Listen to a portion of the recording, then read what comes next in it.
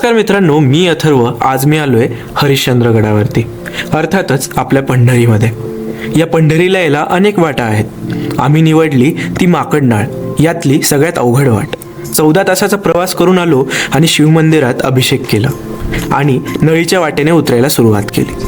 इथे आम्ही केदारेश्वर केव पाहिल्यास त्याचबरोबर कोकण कड्यावर असणारं अफाट वारही अनुभवलं. याचबरोबर तिथल्या शिवमंदिरात आम्ही जाऊन अभिषेकही केला. अगदी मनाला प्रसन्न वाटणारे ते मंत्रोच्चार.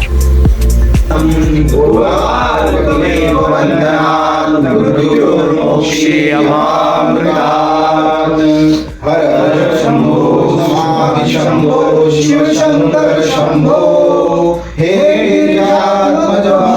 शंकर शिवशंकर शंभो.